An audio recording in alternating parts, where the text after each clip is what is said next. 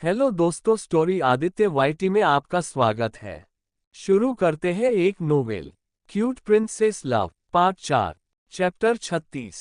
पंछी बस शेखर को देखती रह गई और अपनी मन में इन्हें क्या हुआ, मुझसे बात क्यों कर रहे हैं। ये तो अच्छा है, अगर बात नहीं करने तो पनिशमेंट भी मिलेगा, इतना बोला अपनी रूम में चली गई। जो शॉपिंग करके लाई थी वो मैड ने पहले ही रूम में रख दिए थे। उसकी निकालकर अच्छे से देख देख कर क्लोजेट में रख रही थी और खुश हो रही थी। फिर ऐसे ही अपनी सारे सामान अपनी जगह पर सेट कर दिया। फिर कल कॉलेज जाना था, ती अपनी बुक्स बाइग्स सब बुक सेल्स पर रख रही थी, फिर अपनी बुक पर बुक और कॉपी रख दिया। ऐसे उसकी जरूरी काम करने लगी। ऐसे में पंछी को 2 घंटे लग गए थे। वहीं स्टडी रूम में शेखर का मूड आज अच्छा तो था पर मॉल में ही खराब हो गया, जिस वजह से स्टडी रूम में ही बैठा हुआ था और ऑनलाइन मीटिंग कर रहा था। वहीं शेखर की उखड़ा हुआ मूड ऑनलाइन मीटिंग में जो अटेंड कर रहे थे एम्प्लॉइज की, तो डर की मारे जैसे प्राण सूखे जा रहा था। सब तो बस दिल थामे बैठे हुए थे कि अगले पल कहीं उनको बॉस कोई ऐसा बम न फोड़ दे जो वो लोग संभाल ना पाए। सब मन ही मन बस पे कर रहे थे। शेखर अपनी लैपटॉप पर घूर रहा था, या यूं कहे कि ऑनलाइन वीडियो कॉन्फ्रेंस जो लोग थे उन्हें अपनी तीखे आंखों से बस सबको देख रहा था। कुछ टाइम तो शेखर सबको घूरा, फिर अपनी कोल्ड वॉइस में, मुझे कल ही हमारी अब्रॉड में जितने सारी ऑफिस है सबकी अपडेट चाहिए और ड्रीम प्रोजेक्ट का फाइल और कितना काम हुए सबका अपडेट कल मेरा डेस्क पर चाहिए।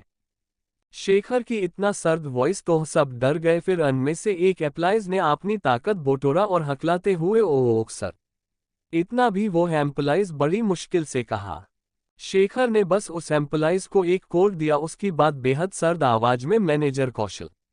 जैसे वो मैनेजर ने अपनी नाम शेखर की मुंह से सुना तो उसकी तो हालत ही खराब हो गई थी।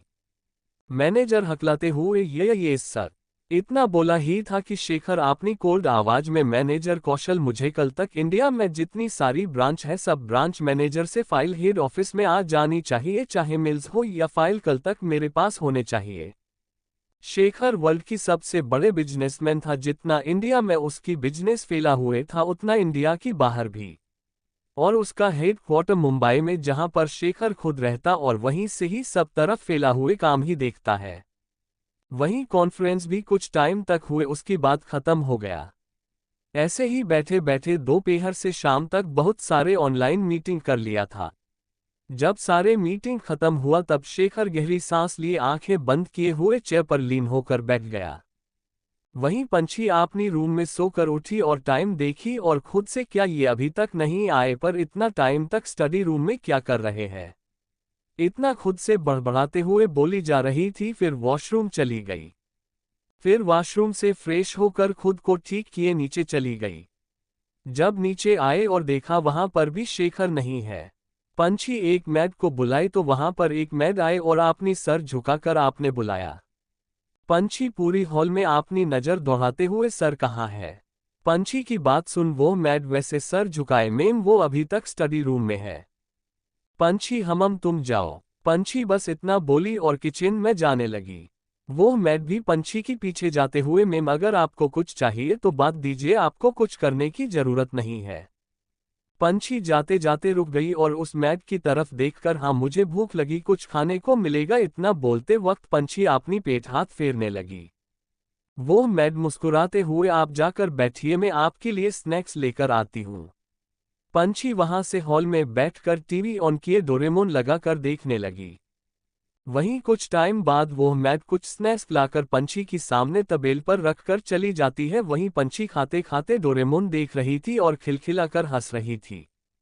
वहीं दूसरी तरफ माहेश्वरी पैलेस पर हॉल में सब बैठे हुआ थे और हंस हंसकर डुल रहे थे। तभी महेश्वता जी हंसते हुए बोली, मतलब एक शेर तो दूसरा शबा शेर है। सोमा अपनी दादी की पास बैठते हुए, अरे दादी आपको नहीं पता भाई का रिएक्शन कैसे हुआ था। बस वो पंछी को घूरते रह गए। अच्छा हुआ कोई तो है जिसकी सामने रुद्रा का नहीं चलता, नहीं तो मुझे उसके लिए बहुत फिक्र होता था, ये नारायण जी ने कहा। से ही पका पापा जी, अब लगता है कि रुद्रा खुद को बदलेगा किसी के लिए, ना से ही पंछी के लिए। नवम जी ने अपनी पापा की बात पर हामी भरते हुए कहा। वैसे बच्ची है बड़ी प्यारी, मुझे तो पहले फिक्र हो रहा था रुद्रा की गुस्से को सोचकर, पर आज सोमा की बात सुन अब वो भी नहीं रहा। ये सुहाना जी ने कहा। वैसे दीदी आपको नहीं लगता हमें दोनों की एंगेजमेंट जाता देना चाहिए? ये बात संगीता जी ने कहा। क्यों मम्मी, आपको किस बात की जल्दी है? सोमा ने अपनी माँ की बात सुनकर पूछा। शॉपिंग की और किसकी है ना चाची, अनुता ने हंसते हुए सोमा की बात का जवाब दिया। दीदी देखो, ये दोनों फिर से मुझ पर हंस रहे हैं। संगीता जी ने नाराज होते हुए अपनी दीदी सुहाना जी को बोली। कोई भी मेरी छोटी को कुछ नहीं बोलेगा, नहीं तो सबको रुद्रा को बोलकर सजा दिला दूंगी। सुहाना जी ने संगीता जी की शिकायत पर सोमा अनुता को बोल। अरे भाभी माँ, मुझे कभी कभी लगता है मेरी शादी आप सब ने किसी बच्चे की साथ कर दिया है। ये बात अंकुश जी ने अपनी बीवी संगीता जी को देखते हुए बोले। तभी मैं सोचूं आप इतने जल्दी बूढ़े कैसे हो गए? संगीता जी ने अपनी पाती अंकुश जी की बात पर चीढ़कर बोले। तुमने मुझे बूढ़ा कहने की हिम्मत की? अंकुश जी ने चीढ़कर कहा। आप हिम्मत बोल रहे हैं, मैं तो बोल चुकी। इतना बोल संगीता जी हंसने लगते, वहीं सभी घरवाले भी हंस रहे थे। ये देख अंकुश जी की मुंह बन जाता है। ऐसे ही हंसी मजाक करते करते ही माहेश्वरी पैलेस का सुबह और शाम हो जाता है। वहीं दूसरी तरफ अभी भी पंछी सोफे पर बैठी थी। तभी शेखर स्टडी रूम से बाहर आता है। तभी पंछी की खिलखिलाकर हंसने की आवाज उसकी कानों पर जाता है तो वो नीचे हॉल में देखता है तो वहां पंछी एक बाउल पर कुछ स्नैक्स लिए टीवी पर देखते देखते खा भी रही थी, हंस भी रही थी। एक पल के लिए तो उसका दिल पंछी के पास जाकर उससे प्यार करने के लिए किया, पर अगले पल मॉल की बात याद आते ही मुंह बनाकर खुद से ही, इसको तो मेरी फिक्र नहीं है, मस्त आपने में खा रही है। ये नहीं कि जाकर देख लूं क्या कर रहे हैं, क्यों बाहर नहीं आए, पर नहीं, ये तो आपने में लगे हैं। खुद से बढ़ बढ़ किए अपनी रूम में चला गया। चैप्टर 37 नाराजगी। शेखर अपनी रूम में आकर फ्रेश होने वॉशरूम चला गया और आकर क्लोजेट में जाकर ब्लैक कॉलर की आउटफिट पहनकर आकर रूम से निकालकर सीधा चला गया। शेखर जब नीचे डाइनिंग टेबल पर चला गया बिना पंछी की तरफ देखे, वहीं पंछी टीवी बंद किए सोफे पर लेटे हुए मोबाइल चला रही थी। जब उसने किसी की आने की आहट सुनी तो मोबाइल से नजर हटाकर जब देखी, शेखर उससे अनदेखा किए डाइनिंग टेबल की ओर जाता हुआ नजर आया। ये देख पंछी बैठ गई, बस उसे देखने लगी। पंछी को अब बुरा लग रहा था। जब से शॉपिंग मॉल से आए थे तब से शेखर पंछी से एक बार भी बात तो छोड़ो देखा तक नहीं था। पंछी ये सब देख ही रही थी कि तभी एक मैड पंछी के पास आकर बड़े पोलाइट होकर, मैम डिनर लग गया है, चलकर डिनर कर लीजिए। पंछी उस मैड को देखकर बस हर हिलाकर हम इतना बोल उठकर हाथ धोने चली गई और आकर डाइनिंग टेबल पर अपनी जगह पर सेटल हो गई। तो एक मैड ने उससे खाना सर्व किया। वहीं पंछी बस अपनी पास बैठे शेखर को ही देख रही थी जो अपनी ही खाने में बिजी था और एक बार पालक उठाकर उसे एक बार नहीं देखा था। ये देख पंछी को बहुत बुरा लग रहा था। फिर अपनी सर नीचे किए अपनी डिनर करने लगी। शेखर तो बस शो कर रहा था लेकिन अपनी कनखियों से देख रहा था, पर ज्यादा पंछी को ध्यान नहीं दिया और अपनी खाने में ध्यान दी। पंछी अपनी सर नीचे किए खा रही थी कि तभी शेखर अपनी खाना खत्म किए उठ गया और पंछी को इग्नोर किए चला गया। पंछी को ये सब देख खाने का भी मन नहीं किया और अपनी चेयर पर उठ गई। ये देख एक मैड सामने आते हुए, मैडम खाना। पंछी नम आवाज में, मुझे भूख नहीं, इतना बोल वहां से उठकर जल्दी से चली गई। वहीं कुछ मैड वहीं थी। ये देख एक दूसरे को देखने लगे। फिर उनमें से एक मैड ने कहा, आज ये क्या हुआ?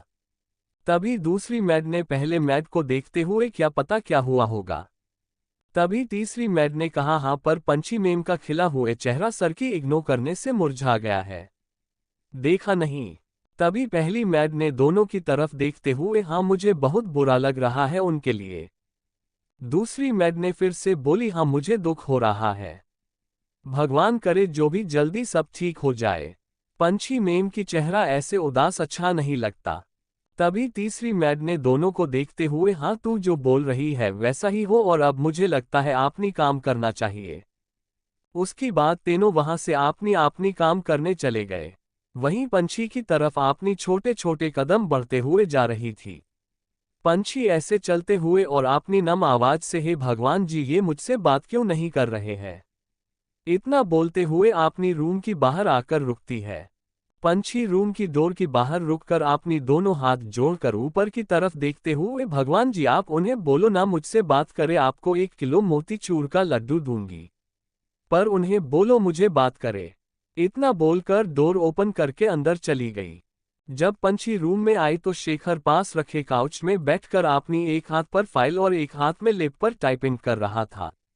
पंछी उससे अपनी लटकी हुई चेहरे लिए देखते देखे हुए अपनी कदम बढ़ा रही थी, पर अचानक कार्पेट पर पंछी का पैर उलझा और जाकर सीधा बेड पर गिर गई। वहीं शेखर पंछी का गिरता देख जैसे उठने को हुआ तो देखा पंछी बेड पर गिरी तो वह न उठकर अपनी एटीट्यूड को बरकरार रखते हुए फिर से वही अपनी काम करने लगा।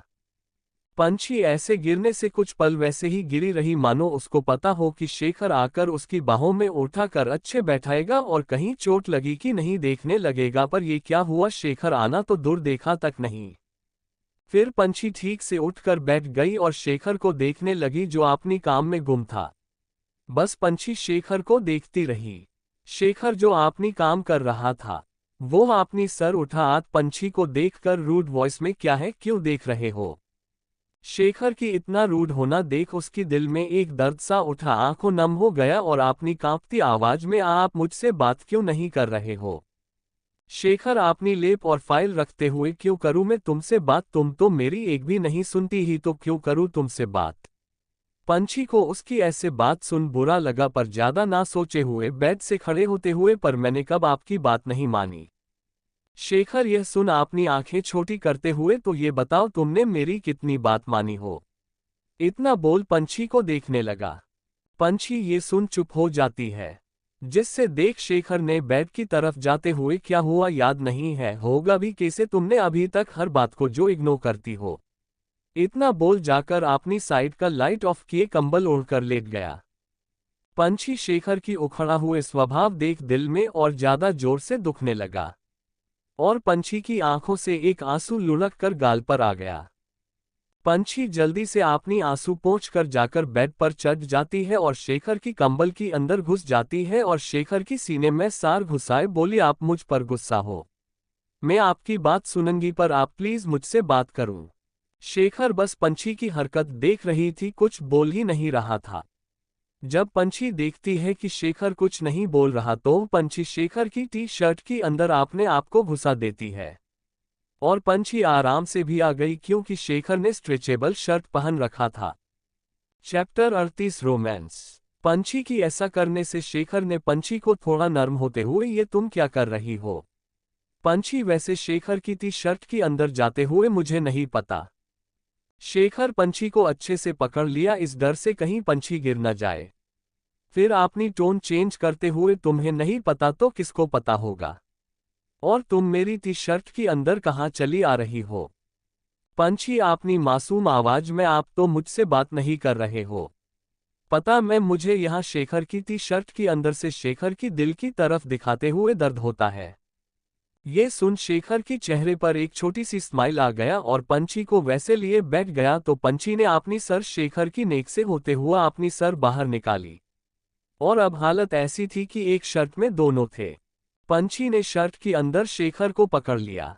शेखर बस पंछी को देख रहा था। शेखर ने एक गहरी सांस लेकर, ये तुम बंदर की बच्चे जैसा मेरे ऊपर लटके हो। शेखर की बात सुन पंछी अपनी छोट छोट दांत शेखर की नेक पर गड़ाते हुए, आप मुझसे बात नहीं कर रहे हैं तो मैं क्या करूं।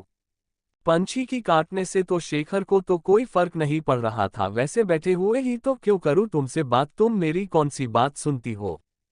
पंछी ने शर्ट के अंदर से शेखर की सीने पर हाथ चलाते हुए मासूम सा चेहरा बनाते हुए, आई एम सॉरी प्लीज, अब आप मुझसे बात करोगे तो मैं आपकी हर बात सुनूंगी पक्का। पंछी की ये बात सुनना था कि शेखर के चेहरे पर एक तिरछी स्माइल आ गई, जैसे पंछी की मुंह से ये सुनना चाहता हो। शेखर पंछी की बैक को सहलाते हुए, सच में तुम मेरी बात सुनोगे। पंछी ने बस अपनी सर हिलाकर हमें जवाब दिया। पंछी की बात सुन शेखर की फेस पर स्माइल आ गया।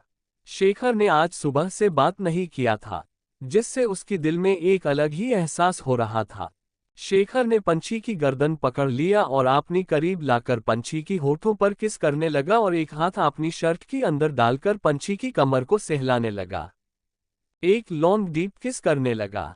पर किस करते वक्त पंछी को सांस लेना नहीं आता है, जिस वजह से पंछी की सांस उखड़ने लगा, जिस वजह से शेखर को ना चाहते हुआ भी पंछी को छोड़ना पड़ा। शेखर पंछी को छोड़ने के बाद लंबी लंबी सांस लेने लगता है, जिससे शेखर पंछी को अपनी सीने पर लगा लिया। जब पंछी सांस नॉर्मल हुआ तो शेखर ने धीरे पंछी को अपनी शर्ट से निकालता है। पंछी बस अपनी टीम टीम आंखों से देख रही थी। पंछी को अपनी शर्ट से निकलने के बाद शेखर ने पंछी को धीरे से बेड पर लेटा देता है, जैसे कोई कांच की गुड़िया हो। पंछी को लेटा कर उसकी ऊपर आ गया और पंछी की गाल को सहलाते हुए देखने लगा। पंछी शेखर की इंटेंस नजर देख शर्मा गई और अपनी हकलाते हुए ये क्या कर रहे हो आप। पंछी का इतना बोलना था कि शेखर अपनी होठ को पंछी की होठों पर रख दिया और डीप किस करने लगा। ऐसे अचानक किस करने से पंछी की आंखें बड़े बड़े हो गया। फिर थोड़ी टाइम बाद पंछी आपने आप आंख बंद कर दी और आपने आप उसकी हाथ शेखर की बालों पर आ गया। शेखर अब पंछी की होठों को छोड़ने पर किस करने लगा। इस वक्त शेखर की एक पंछी की गले में थी तो दूसरी हाथ पंछी की बेली को सहला रहा था, जिससे पंछी अंदर से सिहर रही थी, जिससे उसकी पकड़ शेखर की बालों में कस जा रही थी। शेखर की हाथ अब पंछी की कर्व्स में चल रहा था। अब शेखर पंछी की ऊपर की टॉप की बटन खोलने लगा। धीरे धीरे करके सारे हुक खोलकर पंछी की टॉप को उसकी जिस्म से अलग कर दिया। अब पंछी शेखर की सामने हाफ नेक्ड थी। शेखर ने पंछी की होठों पर फिर से किस करने लगा। किस करते हुए पंछी की चेस्ट पर भी हल्का हल्का प्रेस कर रहा था, जिससे पंछी थोड़ा ऊपर को हो जा रही थी। वैसे ही किस करते हुए ही पंछी बॉडी से उसकी को भी निकल दिया। अब तो पंछी को और शर्मा रही थी, जिससे उसकी पूरी बॉडी गुलाबी हुए जा रही थी। अब शेखर पंछी ब्रेस्ट पर आ गया था, जिससे देख पंछी की तो हालत खराब हुआ जा रहा था। क्यों, उनकी फर्स्ट इंटीमेट की टाइम दोनों ही नशे में थे और अब तो दोनों ही पूरी होश में है। शेखर ने अब पंछी की वन साइड कर उसको अपनी मुंह पर ले लिया और सक करने लगता है और दूसरी तरफ हल्का हल्का प्रेस करने लगता है। पंछी की सांसें अब धीरे धीरे होने लगी थी और अब मदहोश होने लगी थी और अपनी दोनों हाथ को शेखर की बालों पर चलाते हुए उलझाए जा रही थी। वही शेखर को काफी अच्छा लग रहा था कि उसकी चुने भर से ही पंछी मदहोश होने लगती है। शेखर तो अब और अग्रेसिव होते हुआ पंचिन की चेस्ट पर टूट पड़ा। पंछी की चेस्ट को सक करते वक्त हल्का हल्का काट भी रहा था, जिससे पंछी सिसक रही थी। अब शेखर की हाथ पंछी की स्कर्ट को खोने लगा था और धीरे धीरे उसकी स्कर्ट को और अंडरवेयर को भी पंछी की बॉडी से अलग कर लेता है। पंछी को तो अब और भी शर्म आने लगी थी, जिस वजह से वो वैसे ही शेखर की सीने से अपनी लाज से भरा चेहरा लिए शेखर की सीने पर अपनी चेहरे को छुपा देती है। ये देख शेखर की चेहरे पर गहरी मुस्कान आ जाती है। फिर शेखर पंछी को खुद से लगा किए उसकी बालों को अपनी उंगली से खेलते हुए बहुत सी सेडेक्टिव आवाज में my love open your eyes Shekhar की कहने पर भी पंछी आंखें खोलती है। तो शेखर फिर से बोलता है, जिस वजह से पंछी अपनी आंखें खोल देती है पर शेखर को नहीं देखती है और अपनी पलकें झुका लेती है। पंछी की दोनों सुंदर नयन को चूमते हुए, बेबी प्लीज मेरी आंखों में देखो और मुझे फील करो। शेखर की इतनी मदहोशी भरा आवाज सुन पंछी अपनी पलकें उठाकर शेखर की आंखों में देखती है। वही शेखर पंछी की आंखों में देखते हुए अपनी मैग्नेटिव वॉइस में मे आई कंटिन्यू। पंछी शेखर की मुंह से ये सुन पूरी तरीके से लाल हो जाती है और शेखर को देखते हुए अपनी पलकें झपका देती है, जिससे देख शेखर पंछी की फोरहेड पर किस करता है। फिर पंछी की चेस्ट पर बेतहाशा चूमने लगता है, जिस पंछी धीरे मौन करती है। अब तो पंछी को हर जगह किसकी साथ बीते भी करने लगा था, जिस वजह से पंछी की मुंह से आह निकल जाती है। वैसे ही अब शेखर ही अपनी कपड़े एक एक कर सारे निकल देता है। उसकी बाद थोड़ा ऊपर उठकर पंछी की कान के पास जाकर किस करते के बहुत ही अट्रैक्टिव वॉइस में इतना बोल पंछी की बेली को किस करते हुए धीरे धीरे पंछी अंदर इंटर करने लगा, जिससे पंछी मुंह से एक दर्द भरी चीख निकल गया। पंछी की चीख सुन शेखर रुककर पंछी को देखने लगा, जिसकी आंखों में अब आंसू थे। जब पंछी ने शेखर को देखा जो रुक गया है, तो वो अपनी मासूम आवाज में मुझे दर्द होता है। शेखर पंछी होठ पर एक लाइट किस करते हुए डोंट क्राई बेबी कुछ नहीं होगा, इतना बोल पंछी की होठों पर किस करने लगा ताकि पंछी को दर्द ज्यादा ना हो। किस करते हुए ही शेखर पंछी की अंदर इंटर करने लगा। पंछी को दर्द से एक चीख निकल गई पर वो उसकी अंदर ही दब गया क्योंकि शेखर पंछी की होठों को चूमे जा रहा था, जिस वजह से पंछी की आवाज अंदर ही रह गया। वही शेखर किस करते हुए ही पंछी में पुश कर रहा था और उसकी हाथ पंछी की चेस्ट को दबा रहा था। ऐसे ही दोनों एक दूसरे को प्यार किए जा रहे थे। चैप्टर 39।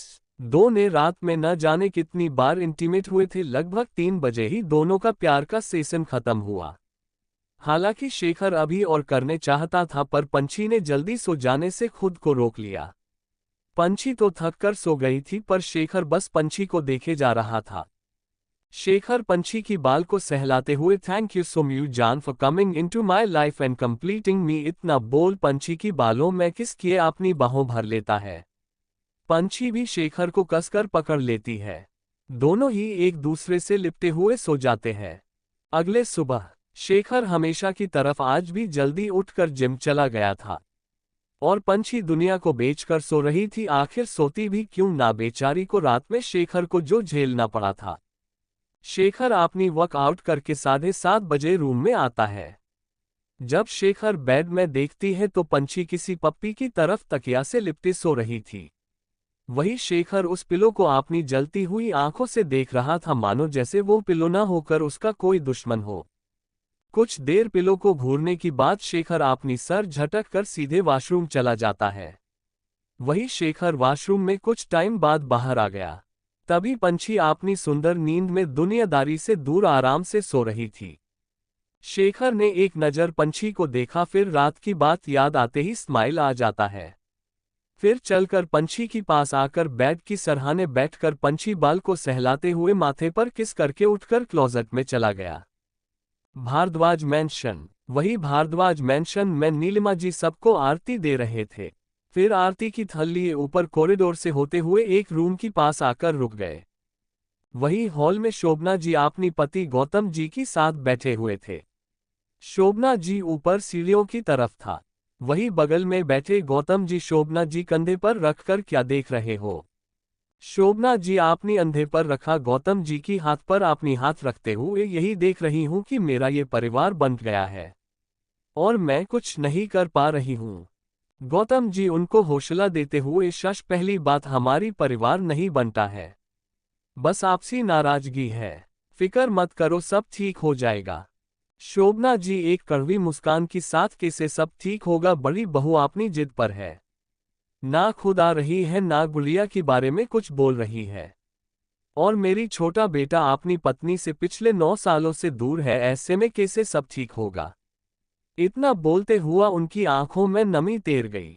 गौतम जी उनकी ऐसे इमोशनल होता देख थोड़ी मजाक करते हुए, अरे मेरी सब्बू तुम भी क्या अभी इमोशनल हो रही हो, क्या तुम ऐसे रो रो कर तबीयत खराब कर दोगे तो अपनी पोते की शादी में बेड में ही सारे सरमे करनी पड़ेगा। उनकी ऐसे बात सुन शोभना जी मुंह बना कर मैं भला क्यों बेड रेस्ट करने लगी, और मैं तो अपनी पोते की शादी में हर रस्में अपनी हाथों से करूंगी। गौतम जी उनकी मुंह देख हंस पड़े। फिर दोनों की रोज की तरह नोकझोंक शुरू हो गया। वहीं नीलिमा जी उस रूम के सामने खड़े होकर एक गहरी सांस लेकर रूम का डोर ओपन किए अंदर चली गई। जैसे ही अंदर गई तभी एक रौबदार आवाज आई, क्यों आए हो तुम यहाँ। यह आवाज नीलिमा जी की पति अहित भारद्वाज का था। ये बहुत ही अच्छे इंसान है पर कुछ सालों की बात है जिससे उनकी दिल टूट गया, साथ में अपनी पत्नी की साथ भी छूट गया। नीलिमा जी अपनी पति का आवाज सुन धीर से, वो आप आज नीचे नहीं आए थे इसलिए मैं आपको आरती देने आ गई। अहित जी अपनी चेयर से बैठे हुए थे और बुक रीड कर रहे थे। उनकी जवाब सुन बुक को साइड टेबल पर रखते हुए अपनी सख्त लहजे में, मैं 9 सालों से आरती की वक्त नहीं जा रहा हूं और तुमको कितनी बार बोला हूं जब तक मेरी बच्ची को तुम इस घर में ना लेकर आ जाती तब तक मेरी सामने भी मत आना। अहित जी की बात सुन नीलिमा जी की आंखों से नमी आ जाता है और अपनी भराई गले से, जी उस अनजाने में हुई गलती के लिए कब तक सजा देंगे। अहित जी अपनी सर्द आवाज में, जब तक मेरी तुमको माफ ना कर दे अब मेरी सामने आना भी मत और चले जाओ। उनकी ऐसे रूखा व्यवहार से नीलिमा जी बहुत निराश हो गए और आंखों से अंशु छलक आए और कुछ न बोल रूम से चले गए। वही उनकी जाने के बाद अहित जी सामने वॉल पर एक बड़ी सी तस्वीर के पास गए जिसमें एक लड़की डोरेमोन और शिनचैन की टीडी पकड़े दो चोटी किए बड़े सी स्माइल लिए थी। अहित जी उस तस्वीर पर हाथ फेरते हुए आपनी भराई गले में प्रिंसेस पापा loves you and always miss you. कब तक आपनी पापा को सजा दोगे, अब तो आपनी पापा की पास आ जाओ प्रिंसेस। इतना बोल प्यार से इस तस्वीर को देखने लगे। वहीं नीलिमा जी रूम से बाहर आकर सीधे नीचे अपनी इमोशन को काबू किए गए। फिर आरती की थल लिए मंदिर में रख दिए और ऊपर आदित्य की रूम की तरफ जाने लगी। वही शेखर की विला में शेखर तैयार हो गया था और काउच पर बैठे लैप चला रहा था और फेस तो बिल्कुल इमोशनलेस था। वही पंछी अभी तक सोई हुई थी। तभी रूम में मौजूद फोन रिंग हुआ। जब फोन रिंग हुआ तो शेखर ने एक नज़र बेड पर सोते पंछी को देखा जो फोन की रिंगटोन सुन इरिटेट होकर तकिए के अंदर अपनी चेहरे छुपाई जा रही थी। ऐसे ही कितनी बार फोन रिंग होता है और न उठाने पर बंद हो जाती है। ऐसे एक और बार फोन रिंग हुआ जिससे पंछी इरिटेट हो गई। एक तकिया उठाकर शेखर की तरफ फेंकते हुए अपनी अलसाई हुए आवाज में, honey please pick up your phone, I am having trouble. पंछी की तकिया कैसे ही फेंका शेखर ने लेप पर देखते हुए ही कैच कर लिया और फिर पंछी को अपनी आंखें छोटी करके देखते हुए, बेबी तुम दिन ब दिन डेयरिंग होते जा रहे हो। पंछी अपनी सर तकिए के अंदर घुसात हुए, ये आप पहले बोल चुके थे, नाउ से समथिंग न्यू। पंछी की ऐसा आंसर सुन शेखर का जो हाथ कीबोर्ड पर चल रहा था वो रुक गया और अपनी पंछी को अपनी भौहें चढ़ाते हुए, sweet heart it's not mine, your mobile is ringing so get up. Shekhar की बात सुन पंछी चील जाती है और उठकर बैठ जाती है और खुद को अच्छे से ब्लैंकेट को खुद में समेट लेती है। फिर शेखर की तरफ देखकर, आप बहुत बुरे हो, रात को परेशान किए, अब उठा भी रहे हो।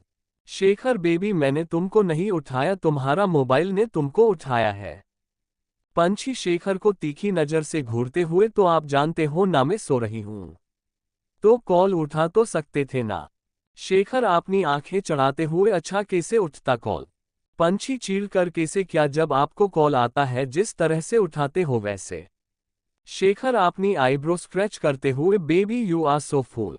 पंछी का तो अब नींद गायब हो गया था शेखर की साथ सुबह की नोक झोंक से। शेखर की फूल वाली बात सुन पंछी चील जाती है शेखर को घूरते हुए। हाओ शेखर बड़ी ही रोब से, अगर तुम मोबाइल की ऊपर सी सोए होगे तो मैं कॉल कैसे उठता। पंछी अपनी एक आईब्रो उठाकर, मुझे उठाकर मेरी मोबाइल से कॉल उठा लेते। ये सुन शेखर पंछी को बहुत ही बुरी तरीके से घूरने लगा। पंछी जब देखती है शेखर उससे घूर रहा है तो थोड़ा सा कपका गई और अपनी कही गई बात को याद करते ही अपनी हाथों से ही सर पीट ली और शेखर को देख अपनी दांत दिखाकर, आई नो। पंछी इतना बोली थी कि एक और बार पंछी की मोबाइल रिंग हुआ। वही शेखर बस पंछी को घूर रहा था। चैप्टर 40। शेखर को खुद पर घूरता देख पंछी अपनी दांत दिखा देती है और अपनी मोबाइल को निकलती है जिस पर वो बैठी हुई थी। पंछी फोन देख हड़बड़ा जाती है क्योंकि मोबाइल पर खुशी की नाम शो हो रही थी। जल्दी से कॉल उठाकर अपनी लड़खड़ाती हुई आवाज से, हे हेलो। फोन की दूसरी तरफ से खुशी की गुस्से भारी आवाज आई, शोना today our college first day, और तू मेरी कॉल उठा नहीं रही है और कितना सोती है तू। पंछी तू कब बड़ी होगी, अब तू मुझे 20 मिनट में रेडी चाहिए और सोमा के साथ तुझे मैं लेने आ रही हूँ। पंछी अपनी मुंह बनाकर खुशी से, क्या खुशी दी, सुबह सुबह मुझ पर गुस्सा कर रहे हो, जाओ मुझे आपसे बात नहीं करती। इतना बोला अपनी मुंह फुला ली।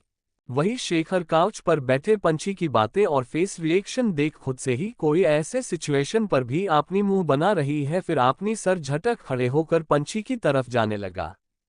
वही खुशी पंछी की बात सुन अपनी कान से फोन हटाकर एक बार फोन को घूरने लगती है।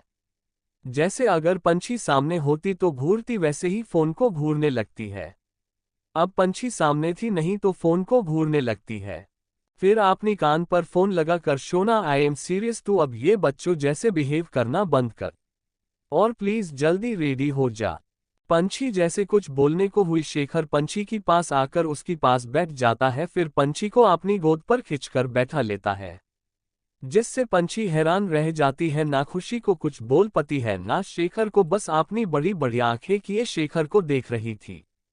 वही खुशी बस पंछी की जवाब के लिए हेलो हेलो बोले जा रही थी।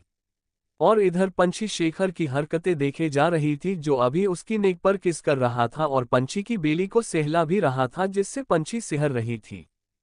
पंछी अपनी हाथों में पकड़ी मोबाइल को खुद से थोड़ा दूर करते हुए अपनी हकलाते हुए आवाज में ये आप काका क्या कर रहे हैं।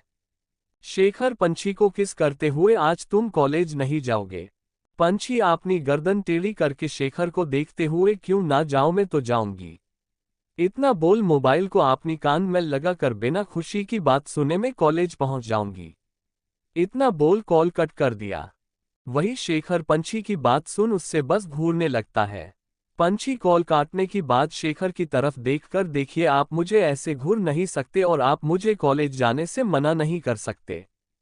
शेखर गहरी सांस लेकर, बिना कोई भाव में मैं तुम्हें घूर सकता हूं और मैं ही सिर्फ तुमको घूर सकता हूं। ये मेरा हक है। इतना बोल शेखर पंछी नेक पर किस करके के बाइट कर लिया। किसी पंछी की मुंह से आह निकल गया। पंछी शेखर की बातों से उसकी तरफ मुड़ जाती है और अपनी रोनी सूरत लिए शेखर सीने पर मरते हुए, आप तो पहले घूर कर डराते थे और अब आप किसी पागलों की तरह बात करके डरा रहे हो। आप बहुत बुरे हो। शेखर पंछी की दोनों हाथ पकड़कर अपनी पास खींचकर कोल्ड वॉइस में, आई डोंट नो तुमको मेरी बातों से डर लग रहा है या नहीं, पर तुम अपनी इस छोटे से दिमाग में ये बात बिठा लो कि तुम सिर्फ मेरी हो और तुमको देखने का, तुमसे प्यार करने का, तुम्हें छूने का हक सिर्फ मेरा है और तुम मेरी अलावा किसी और लड़के को अपनी पास आने मत देना, नहीं तो मुझे भी नहीं पता मैं क्या करूंगा। इतना बोलते वक्त शेखर की आंखों में एक पागलपन और जुनून नजर आ रहा था, जिससे देख पंछी सहम गई, पर अगले पल पंछी ने खुद को छुड़ाकर शेखर की हाथों पर काटते हुए, आप सच में बहुत बहुत बुरे, मुझे हमेशा डांटते हो। इतना बोल खुद को ब्लैंकेट लेपेटे अपनी लड़खड़ाती वॉशरूम भाग गई। वही पंछी को वॉशरूम जाने की बाद शेखर गहरी सांस लिया और नीचे चला गया। वही दूसरी तरफ महेश्वरी पैलेस में सब लोग ब्रेकफास्ट कर रहे थे। तभी सोमा नीचे आए अपनी कॉलेज बैग लिए और जल्दी से डाइनिंग टेबल के पास जाते हुए, मम्मा मैं कॉलेज जा रही हूँ। महेश्वता जी ने सोमा को टोकते हुए, सोमू बेटा पहले खा ले और फिर चली जाना कॉलेज। सोमा माना करते हुए, अरे दादी मैं वही खा लूंगी, मुझे लेट हो रहा है। इतना बोल जाने लगी। तभी पीछे से दादाजी रोकते हुए, सोमा बेटा पहले कुछ खा ले फिर कॉलेज, नहीं तो कोई जरूरत नहीं है कॉलेज जाना जहां पर तुम खाना भी भूल जाओ। सोमा पीछे पलटकर डाइनिंग टेबल की जाकर एक चेयर खींचकर बैठ जाती है, फिर मुंह बनाते हुए, क्या दादी दादू आप दोनों भी मुझे बच्चों जैसा ट्रीट कर। दादाजी हल्के मुस्कुराते हुए, बच्चे चाहे कितने बड़े हो जाए पर अपनी पेरेंट्स के लिए बच्चे ही रहते हैं। फिर दादी माँ उनका साथ देते हुए, हाँ बेटा तुम्हारी दादाजी से ही बोल रहे हैं और फिर तुम चारों तो हम सबकी आंखों की तारा हो। संगीता जी सोमा को ब्रेकफास्ट सर्व करते हुए, और ऐसे भी क्या पढ़ाई जो मेरे बच्चों को भूखे रखे। इतना बोल मुस्कुराने लगे। सोमा भी सबकी बात सुन मुस्कुराते हुए अपनी नाश्ता करने लगी। वही शेखर की विला में पंछी फ्रेश होकर रेडी होकर अपनी बैग को पीठ पर टांगे नीचे आ गई और बिना किसी को देखे बाहर की तरफ जाने लगी। वही शेखर हॉल में बैठे जब पंछी को खुद को इग्नोर किए जाता देखा तो उसकी आंखें छोटी हो गई और अपनी कड़क आवाज में, रुको जाओ। पंछी जो मस्त बिना देखे आराम से जा रही थी, वो शेखर की कोल्ड आवाज सुन रुक गई और कसकर अपनी आंखें बंद कर दी और धीरे से पलट हॉल की तरफ अपनी एक आंखें खोल देखने लगी। शेखर काउच से खड़े होकर पंछी की तरफ आते हुए, कहाँ जा रही हो? मैंने मना किया था ना आज कॉलेज जाने के लिए। पंछी की एक हाथ अपनी गले में पहने एक शेखर की चेन पर अपनी हाथ से खेलते हुए, आज कॉलेज का पहला दिन है और मैं कॉलेज जाना मिस नहीं करना चाहती। शेखर पंछी के पास आकर उसकी बालों की लोटों को कान के पीछे करते हुए बड़ी ही धीमी आवाज में, तुमने कल रात इतना कुछ बर्दाश्त किया है, तुम्हें दर्द हो रहा होगा इसलिए तुम कॉलेज नहीं जाओगे। पंछी तो पहले से ही शेखर को इतना पास आने से सिहर रही थी, ऊपर से उसकी मुंह से ये बात सुनकर उसकी कान से लेकर गाल तक कश्मीरी सेब जैसे लाल हो गई। फिर अपनी कदम शेखर के पास आकर अपनी सर उसकी सीने में धंसाते हुए बड़ी ही स्वीट आवाज में, हनी मुझे अपना कॉलेज का पहला दिन वेस्ट नहीं करना, प्लीज मुझे जाने दीजिए। चैप्टर 41 पानी रुद्राक्ष। क्या तुम बेटर फील कर रहे हो? शेखर ने पंछी की बाल को सहलाते हुए कहा। पंछी आपनी सर उठाकर शेखर देखते हुए, पर मुझे क्या हुआ था? शेखर उसकी छोटी सी चेहरे को देखते हुए पंछी की कान के पास जाकर धीरे आवाज में कल रात की बात भूल गई। कल रात की बात सुन उससे याद आता है कि उन दोनों के बीच में को हुआ वो याद आ जाता है, जिससे उसकी कान से लेकर गाल तक लाल हो गया। फिर अपनी नजरें नीचे किए हुए धीरे से, आप बहुत बुरे हो। इतना बोल अपनी दोनों हाथों को अपनी चेहरे पर छुपा लेती है। शेखर उसकी हरकत देख स्माइल कर लेता है और पंछी की कान में अपनी सेक्सुअल आवाज में आर यू ब्लशिंग बेबी, इतना बोल पंछी की कान को किस करके एक फूंक मरता है, जिससे पंछी की बॉडी में एक सनसनी सी दौड़ गई। शेखर फिर अपनी बाहों में पंछी को भरकर, जान तुम्हें दर्द हो रहा होगा इसलिए आज मत जाओ और रेस्ट करो। ये सब शेखर पंछी को बहुत ही प्यार से कहा।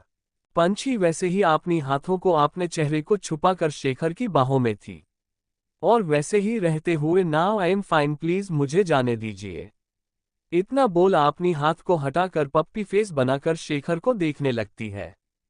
पंछी की पप्पी फेस देखकर शेखर का दिल कर रहा था कि पंछी को ऐसे ही अपने अंदर रख लूं, खुद से अलग ना करूं, पर अफसोस ऐसा नहीं हो सकता। शेखर उसे कोई जवाब नहीं देती, फिर पंछी की हाथ को पकड़ लेता है और उससे अपनी साथ डाइनिंग टेबल पर पास लाकर एक चेयर खींचकर पंछी को बैठा देता है और खुद भी बैठ जाता है। फिर एक सर्वेंट आकर खाना सर्व करने लगी।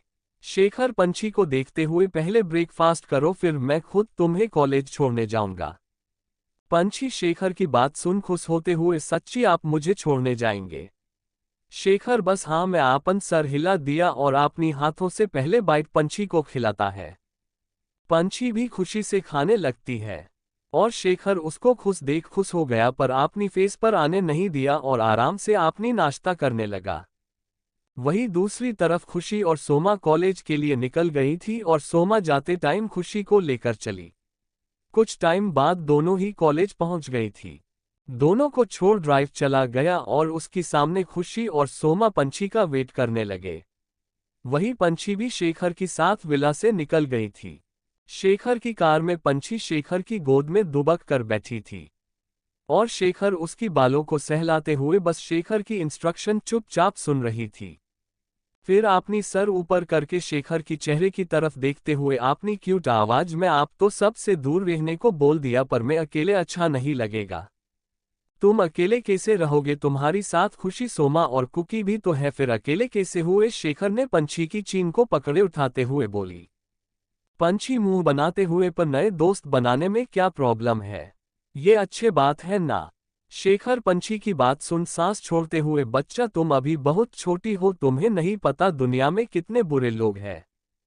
पंछी का तो मुंह बन जाता है शेखर की मुंह से बच्ची सुनकर और अपनी मुंह लटका कर, अगर मैं आपको बच्ची हूं तो क्या आप बुढ़े हो? पंछी मुंह से आपने लिए बूढ़ा सुन पंछी से थोड़ा दूर होते हुए अपनी आंखें छोटे करते हुए पंछी को घूरते हुए, तुम्हें क्या मैं बूढ़ा लगता हूं? पंछी वैसे ही शेखर की आंखों में देखते हुए, तो क्या मैं आपको बच्ची नजर आती हूं? शेखर पंछी की चेहरे पर अपनी हाथों से भरते हुए, तुम ना दिन ब दिन बहुत ही बोल्ड होती जा रही हो, मुझे डरे बिना कुछ भी बोल देते हो। शेखर की बात सुन अपनी मुंह सिकुड़े, आप क्या कोई वैम्प हो जो मैं आपसे डरूं? पंछी की चेहरे की भाव देख शेखर को तो वो और भी प्यारी लग रही थी। शेखर खुद को ज्यादा ना रोकते हुए अपनी होठों को पंछी की होठों पर रखकर किस करने लगता है। शेखर पंछी को डीप किस कर रहा था। जब पंछी की सांस उखड़ने लगी तब जाकर शेखर ने पंछी को छोड़ा। तब तक कॉलेज भी आ गया था। वही पंछी शेखर की सीने से लगे अपनी सांसों को काबू कर रही थी। फिर खुद को नॉर्मल करते हुए, अब मैं जाओ। शेखर उसकी फोरहेड पर किस करके, अपना ख्याल रखना और किसी से ज्यादा बात किसी से मत करना और कॉलेज खत्म होने बाद मैं लेने आऊंगा, समझ गई? पंछी उसकी बात सुनकर बस अपना सर हिलाते हुए हम। फिर पंछी कार से बाहर निकल आए। पंछी कार से निकलकर सीधे सामने गेट पर खड़े खुशी और सोमा की पास चली गई। पंछी मुस्कुराते हुए सोमा और खुशी की पास जाकर दोनों को हंसते हुए गले लगा लिया। खुशी पंछी से अलग होते हुए आ गई, तू पता है पिछले आधा घंटे तेरा इंतजार कर रहे हैं। सोमा भी पंछी को थोड़ा गुस्सा होते हुए, हाँ तेरी वजह से मुझे धूप लग गई थी। अपनी फेस की तरफ दिखाते हुए, देख जरा मेरी चेहरा धूप में मुरझा गया है। पंछी उसकी बात सुन अजीब नजरों में देखते हुए, सोमा दी आप कोई फूल हो क्या जो मुरझा गए? सोमा पंछी की सर पर चपत लगाते हुए, अरे स्वीट है, ये बस एक वर्ड है। पंछी आपनी सर हिलाते हुए, ओह ऐसा। दोनों की बात सुन खुशी दोनों को रोकते हुए, तुम दोनों बातें बाद में कर लेना, पहले कॉलेज की अंदर चले। फिर तीनों कॉलेज की अंदर चले गए। चैप्टर 42 पीपल की पेड़ में डायन और थप्पड़। कॉलेज का पहला दिन था, तीनों खुश थे भी नहीं भी क्योंकि उनकी लवली ग्रुप में सब थे पर कुकी नहीं थी। तीनों कॉलेज की अंदर जा रहे थे आपनी में बातें करते हुए। ए पंछी ये बता तू भाई की साथ कैसे रह लेती है? सोमा ने चलते चलते पूछी। पंछी कंफ्यूजन से सोमा को देखे हुए, क्या मतलब कैसे रहती है? पंछी की बात सुन पंछी की आगे आकर उल्टी चलते हुए, एक तेरे बच्चों जैसे हरकत, ऊपर तेरी उल्टी दिमाग इसलिए पूछ रही थी। पंछी रुक गई और सोमा को घूर कर देखते हुए अपना मुंह बनाते हुए, मैं उनको कुछ नहीं करती पर वो मुझे बहुत परेशान करते हैं, सोने नहीं देते। इतना बोलकर मुंह बना ली। उसकी बात सुन खुशी और सोमा हैरानी से उससे देखने लगे। हैरान इस बात की थी कि पंछी ऐसे ही इतना बड़ा बात बोल गई। इट्स मीन्स दोनों के बीच जो कुछ होता है ये ऐसे खुलकर बोलना, ये पहली लड़की है। खुशी अपनी हैरानी छुपाते हुए पंछी की बाहें पर मारते हुए, पंछी ये क्या कुछ भी बोल रही है, ऐसा नहीं कहते। पंछी अपनी बाहें को सहलाते हुए मुंह सिकुड़ते हुए, ऐसा क्या गलत बोल गई जो सच तो कहा है। ये बहुत मासूमियत से बोल रही थी। सोमा ने पंछी के पास आते हुए अपनी शौकंग आवाज में, पंछी ये तू क्या बोल रही है? फिर पंछी को उत्साह होते हुआ, वैसे भाई कैसे परेशान करते हैं भाभी। सोमा ने भाभी पर थोड़ा जोर देते हुए बोली थी। पंछी भाभी शब्द सुन अपनी मुंह बना लेती है और नाराज होते हुए, तुम बहुत बुरी हो, मुझे फिर से भाभी बोल रही हो। इतना बोल मुंह बनाकर आगे चल पड़ी। खुशी और सोमा एक दूसरे को देख हंस दिए और अपना सर हिलाकर फिर से पंछी के पास चले गए। फिर तीनों क्लास की तरफ चले गए क्योंकि तीनों लेट हो गए थे और कैंपस में कोई नहीं था और सब क्लास में जा चुके थे। तीनों ने जल्दी से अपनी क्लास की तरफ चले गए। तीनों ने कैसे क्लास के पास पहुंचे तो देखा कि टीचर अभी तक नहीं आए थे, तो जल्दी से क्लास के अंदर में घुस गई। कैसे तीनों ने क्लास में अंदर इंटर हुआ तो सबकी नज़र उनकी तरफ चला गया। वहां पर जब तीन परियां को क्लास के अंदर जल्दबाजी में आता देख सब बस उन्हें देखने लगे, पर एक बार जो देख लिया बस तीनों को देखते रह गए। तीनों अब जाकर सीट पर भी बैठ भी गए, पर अब भी सब लोग तीन परियां को देख रहे थे। देखे भी क्यों न, तीनों दिखने में किसी अप्सरा से कम नहीं लग रही थी। वही सारे लड़कियों तो बस जलन वाले भाव से उनको घूर रहे थे, क्योंकि उन तीनों की आते ही सारे लड़कों का अटेंशन उन तीन अप्सरा की तरफ जो चला गया। पर इन सब से परे पंछी, खुशी और सोमा अपने में लगे पड़े थे। तभी क्लास के अंदर टीचर दो लड़कियां के साथ अंदर आए। टीचर क्लास आते ही सब सारे बच्चों खड़े होकर ग्रीट किए। क्लास के अंदर आए प्रोफेसर ने सबकी तरफ हाथ दिखाकर बैठने का इशारा किया तो सब स्टूडेंट बैठ गए। सबकी नज़र अब प्रोफेसर के साथ आई दो लड़कियों पर गई जो अपनी थोड़ी बोल्ड ड्रेस अप और अपनी चेहरे पर किसी को देख एक टेढ़ी मुस्कान लिए देख रहे थे। वो दोनों प्रोफेसर के पास खड़ी हो गए। वही सारे लड़के ऐसे सेक्सी लड़की देख अपनी मुंह से पानी टपका रहे थे जो थोड़ी देर पहले खुशी, सोमा और पंछी की खूबसूरती देखकर जो दीवाना हुए जा रहे थे, अब उन दो लड़कियां को देख आंखें सेक रहे थे। देख भी क्यों नहीं, थोड़ा ही से ही ऐसा बोल्ड ड्रेस पहनकर अपनी जलवा जो छा रही थी। पर दोनों लोग ऐसे थे जो घूर घूर कर उन दोनों लड़की को अपनी सुंदर आंखों से देख रहे थे।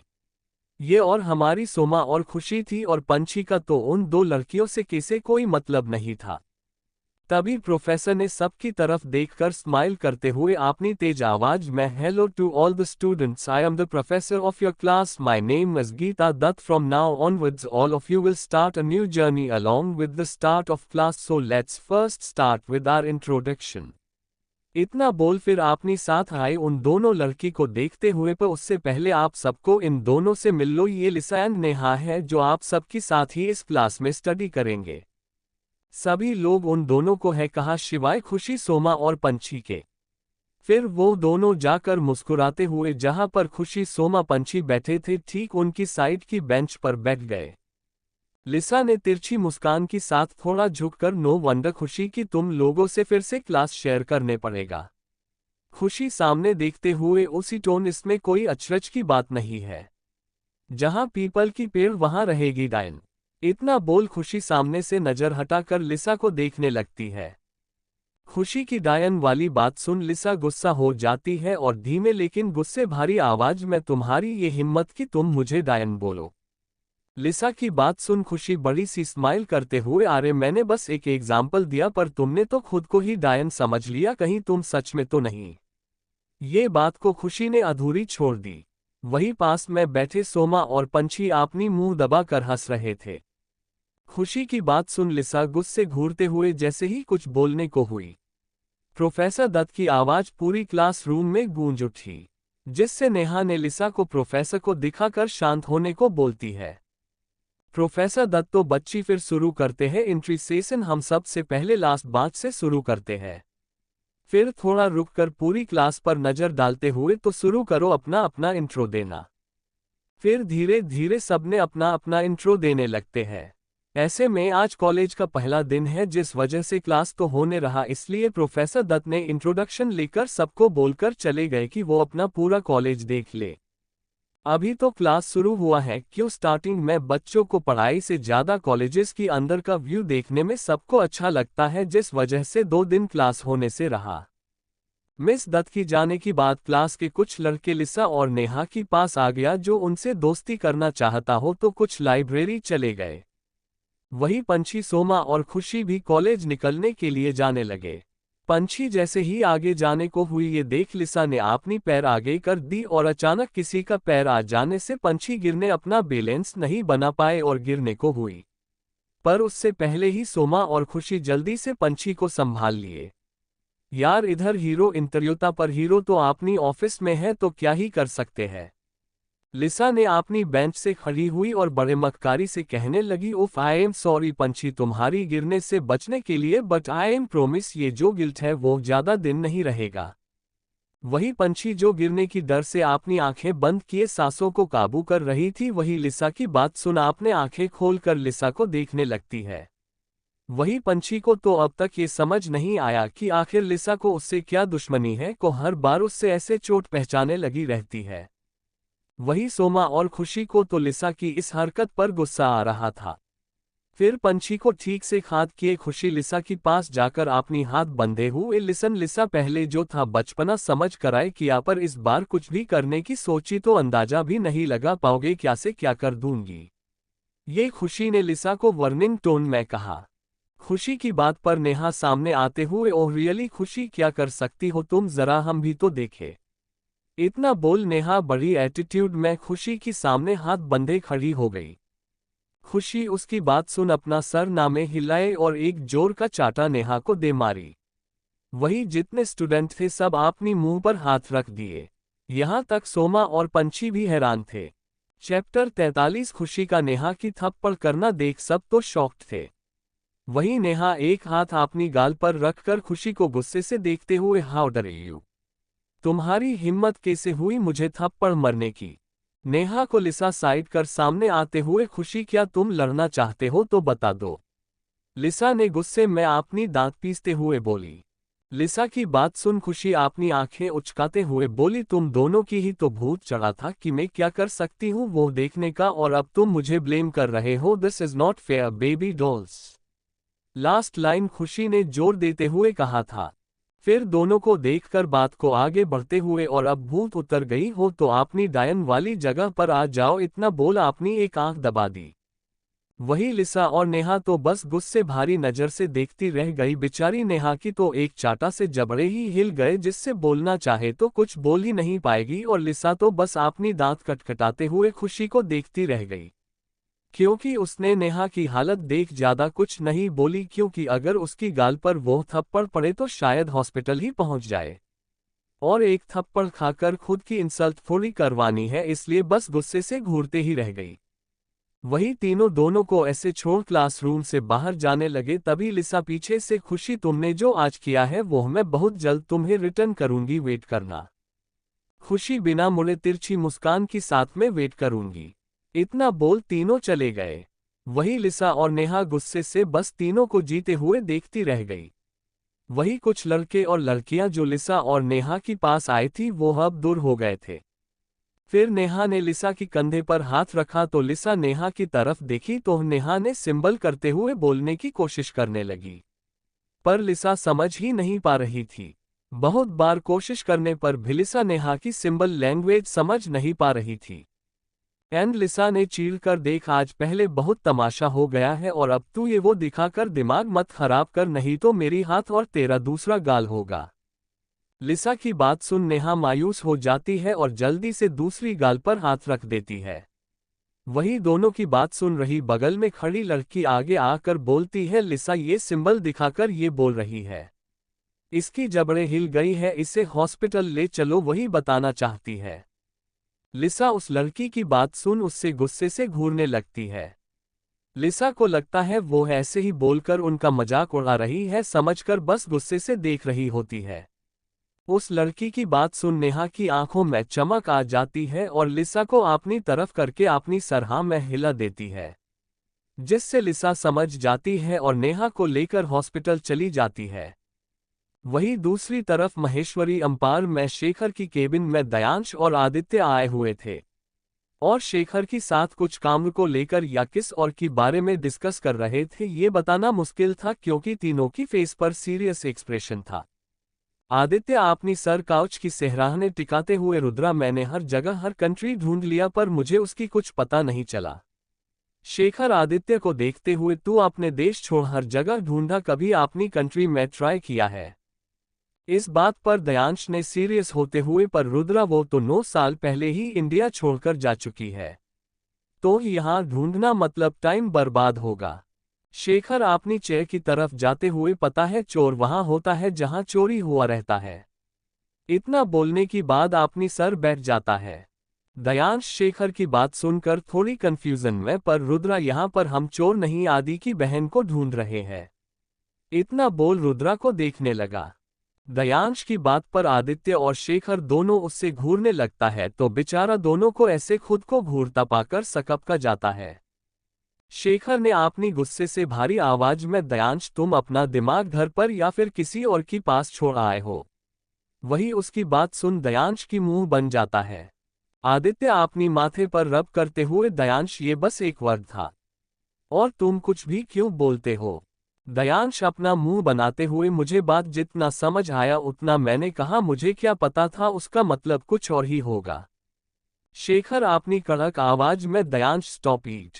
फिर आदित्य की तरफ देखकर, डोंट वरी इस बार तेरी बहन मिल जाएगी, ये शेखर महेश्वरी की वादा है। शेखर की बातों सुन आदित्य को एक सुकून मिला।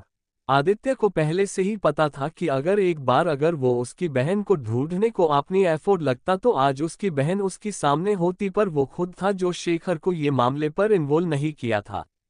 पर अब वो इस बार उससे हेल्प करने के लिए बोला। फिर तीनों अपनी काम की सिलसिले में डिस्कस करने लगे। वहीं दूसरी तरफ तीनों अफसार क्लास से निकल कैंटीन की तरफ जा रहे थे तो सोमा खुशी की तरफ करते हुए, यार पंतु तूने आज अपनी थप्पड़ मारने की खूबी को बाहर निकाला, वो भी सही वक्त पर, क्या बात है? पंछी सोमा की बात पर अजीब मुंह बनाते हुए, ये क्या सोमा दी तुम क्या बोल रही हो? खुशी दी का ये कोई खूबी नहीं है बल्कि बुरी बात है। सोमा पंछी को देखते हुए, अरे मेरी मासूमियत की गुड़िया तुमको नहीं पता है ये दुनिया, तो तुम ना करो इसको इनकार यह कहकर कि यह खूबी नहीं है कोई बुरी बात। सोमा ने थोड़ी शायराना अंदाज में बोली। सोमा की बात खत्म होते ही खुशी ने क्लैंप करते हुए, वाह वाह क्या कहा है आज तुमने, इतना बोल फिर हंसने लगती है। चैप्टर 44 तुम्हारी सास एक नंबर की आलसी बिल्ली है। बताओ भला क्या गलत कहा, ये तो है ही भोली सी कैसे खुद है वैसे सबको समझती है। ये जानते हुए कि ये दो डायन लिसा और नेहा तुम्हारी साथ कितना बुरा किया था जब हम 12th में थे तब, सोमा ने थोड़ा चिढ़ते हुए बोली। खुशी सोमा को शांत कराते हुए, अरे ये तो हर बार बच गई थी इसलिए पता नहीं है ना। पंछी दोनों को देखते हुए, बीती बात को क्यों याद करना, इसलिए मिट्टी पाओ।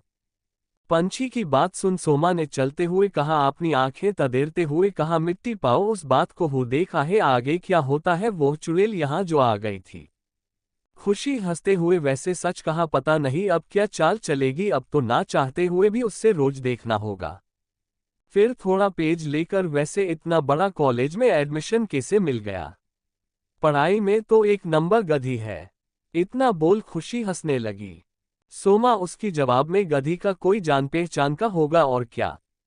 वही पंछी बस दोनों की बातें ही सुन रही थी, कुछ बोल नहीं रही थी।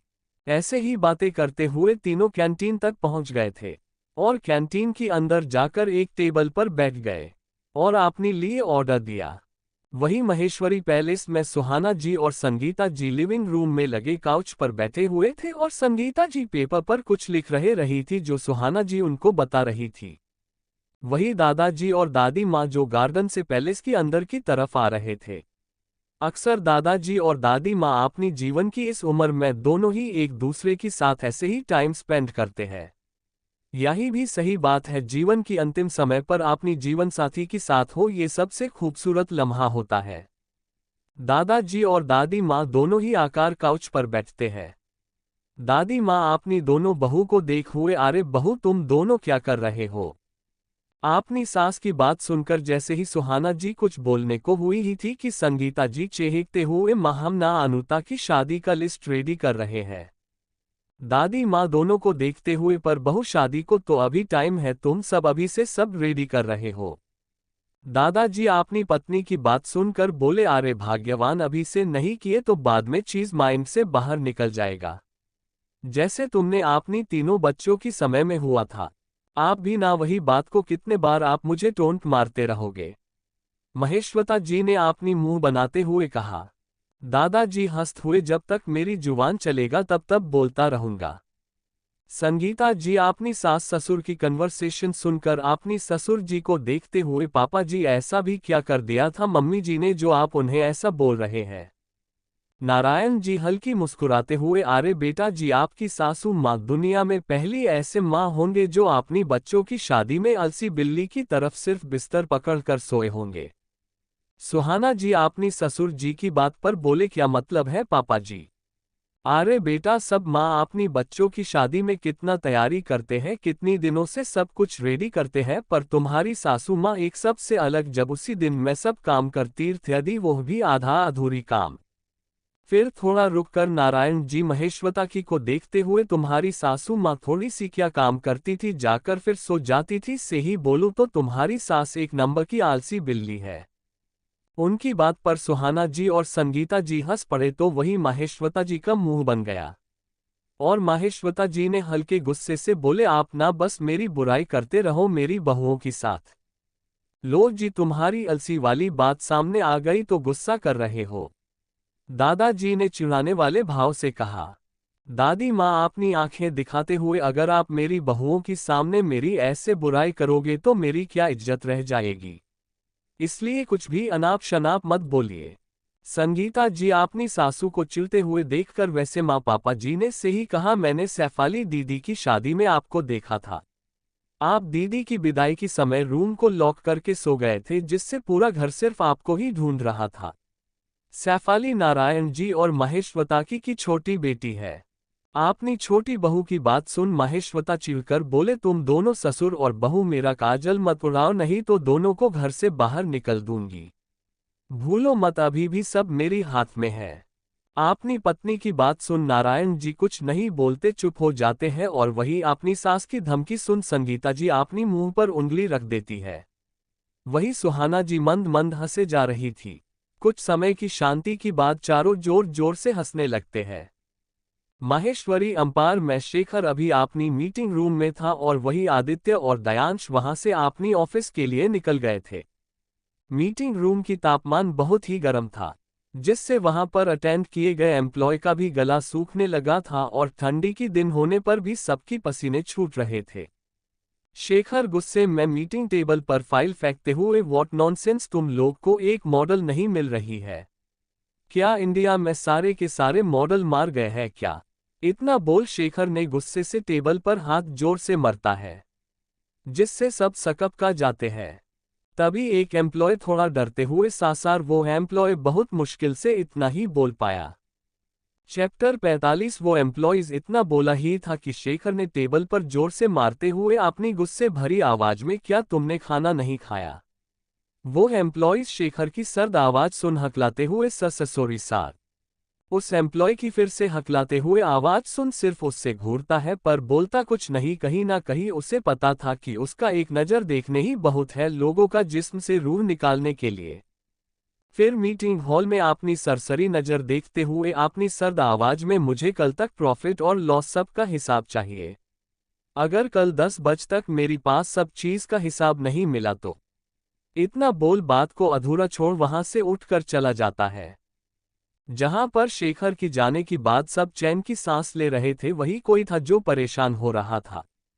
वही कॉलेज में पंछी, सोमा और खुशी तीनों कैंटीन से निकलकर अच्छे से कॉलेज देख लिए थे और कॉलेज से बाहर की तरफ जा रहे थे कि तभी अंदर से एक लड़का दौड़ते हुए अंदर की तरफ आ रहा था कि सामने आते हुए सोमा, पंछी और खुशी एक साथ एक दूसरे की साथ बाहें डाले आ रहे थे। वो लड़का दौड़ते हुए आया और तीनों को बीच से निकल गया तो तीनों को एक झटका लगा जिससे नीचे एक साथ गिर गए। तीनों परियां तो बस नीचे शॉक से नीचे गिरे पड़े थे। वही कुछ लोग जो थे बस ये सीन देख रहे थे। सोमा और खुशी की ऊपर पंछी गिरी थी जिससे बेचारी खुशी और सोमा की तो हालत खराब हो रही थी। हालांकि पंछी ज्यादा भारी नहीं था पर सोमा और खुशी भी तो थी, हल्की फुल्की ही थी तो उससे उसका भार थोड़ी संभाल सकती थी। फिर पंछी को अपनी कराहते हुए आवाज में सोमा और खुशी ने कहा, अरे पंछी, हमें क्या बैड समझ रही है? उठ जा, नहीं तो हम यही धरती में धंस जाएंगे।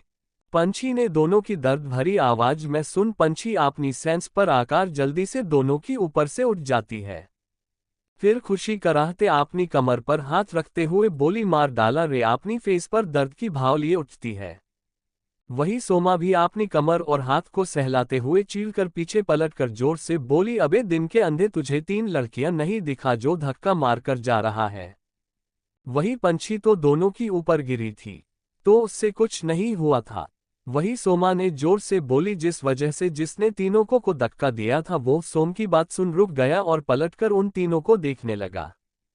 जिससे सोमा ने गुस्से से घूरते हुए, तुमको हम 3 नहीं दिखे क्या जो पूरा ट्रेन की स्पीड से बिना सामने देखे भागे जा रहे थे?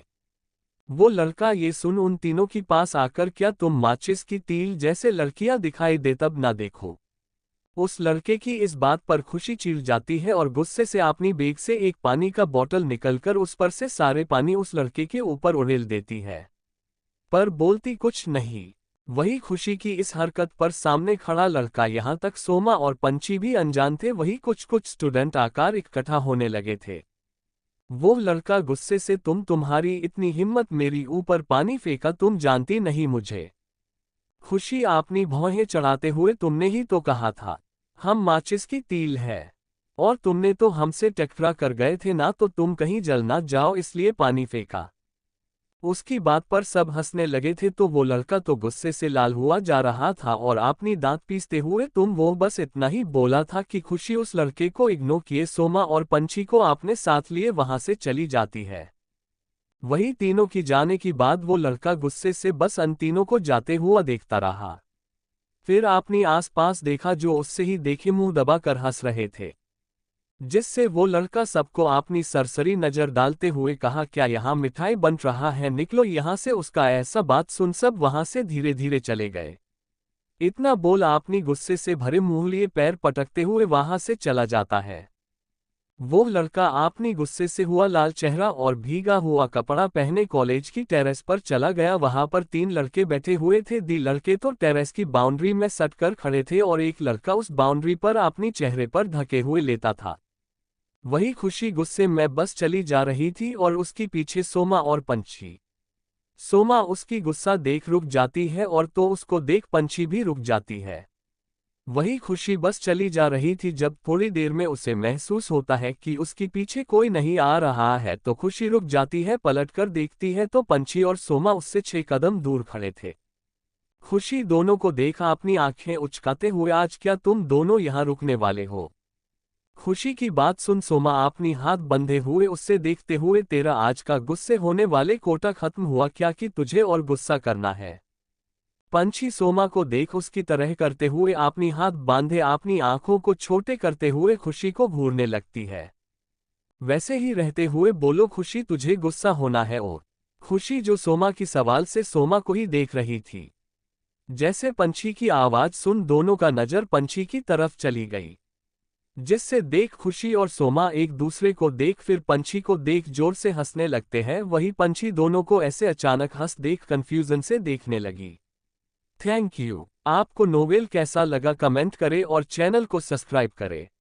लाइक और शेयर करना न भूलें। Thank you for watching the video.